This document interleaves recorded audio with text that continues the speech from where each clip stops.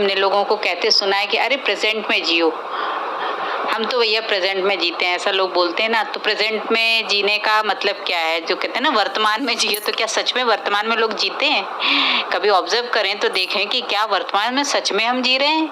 हम या तो पास्ट की जो बात कल हो गई उसकी कर रहे होते हैं कि कल ऐसा ऐसा हुआ था, ऐसा ऐसा हुआ था, हाँ ऐसा ऐसा हुआ था और या फिर फ्यूचर की, या कल ये करेंगे, या ये ऐसे कि इतने शाम तक ये करेंगे। जैसे आप सुबह बात कर रहे हैं तो आप शाम तक ये करेंगे, 4 घंटे बाद ये करेंगे, 1 घंटे बाद ये करेंगे, या 1 घंटे पहले हमने ये किया, यही तो बात करते हैं ना। तो मतलब पास्ट की बात करते हैं या फ्यूचर की बात करते हैं, प्रेजेंट की बात कहाँ करते हैं। तो प्रेजेंट में आप जिएंगे ये बोलते हैं कि जो भी आप गतिविधि कर रहे हैं प्रेजेंट में, तो आप कह रहे हैं हम प्रेजेंट में जीते हैं, लेकिन प्रेजेंट में तो बात आप पास्ट और फ्यूचर की ही कर रहे होते हैं ना। तो प्रेजेंट में जीने का मतलब क्या है?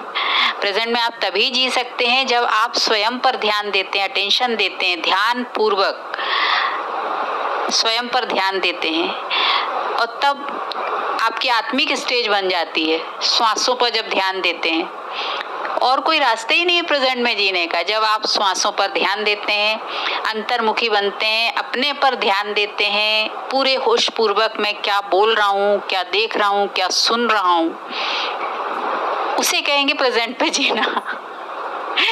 तो सोचना चाहिए कि कितनी लापरवाही से हम कुछ भी बोलते रहते हैं, अरे हम तो प्रेजेंट में जीते हैं, मौज करो, क्या रखा है चिंता करने में, क्या रखा है। लेकिन सोचें क्या आप वास्तव में प्रेजेंट में जी रहे हैं? इसीलिए श्रीमद् भगवत गीता में कहा है ना, स्थित प्रज्ञ भव। परमात्मा का ज्ञान कहता है कि अपने को आत्मा समझो और फिर कर्म करो, साक्षी भाव में रहो। मतलब स्वयं को जब हम आत्मा समझते हैं तो हम आत्मा साक्षी हैं किसी भी चीज को देखने और अनुभव करने में, तो उसे कहेंगे प्रेजेंट भाव, प्रेजेंट में रहना। तो ये इसीलिए बार बार परमात्मा कहते हैं अटेंशन दो। ध्यान करना माने आंख बंद करके बैठ जाना नहीं होता। ध्यान करना माने स्वयं पर ध्यान देना कि मेरी श्वास जो चल रही है उसकी गति कैसी है। अगर मेरे विचार बहुत फास्ट भाग रहे होंगे तो फिर श्वास भी तेज तेज भाग रही होगी, और यदि विचार बहुत शांति से चल रहे होंगे तो फिर श्वास भी धीरे धीरे चल रही होगी। तो मेरे मन के अंदर जो विचार चल रहे हैं उनकी क्वालिटी क्या है ना, उसकी स्पीड क्या है, कितना शांत है, कितना अशांत है, इसे कहेंगे साक्षी होकर अपनी ही गतिविधि को देखना, अपने पर ध्यान देना। इसे ही कहते हैं ध्यान देना, इसे ही कहते हैं साक्षी भाव, इसे ही कहते हैं अंतर्मुखी, स्वयं का दर्शन करना, स्वदर्शन। इसे ही कहते हैं आत्मिक स्टेज में टिकना, इसे ही कहते हैं प्रेजेंट में रहना।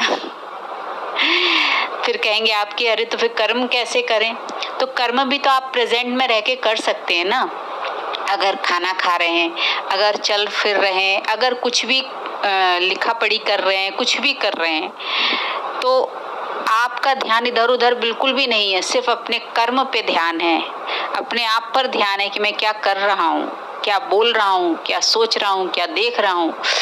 तब आप प्रेजेंट में, तब आप साक्षी भाव में, तब आप आत्मिक स्टेज में।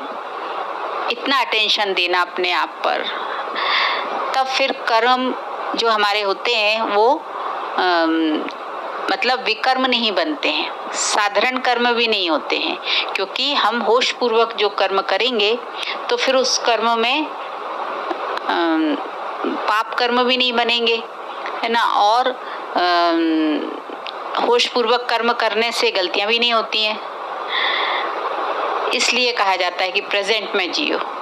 तो जब गलतियां नहीं होंगी तो फिर दुख भी नहीं होगा, कर्म नहीं बिगड़ेंगे तो दुख भी नहीं होगा।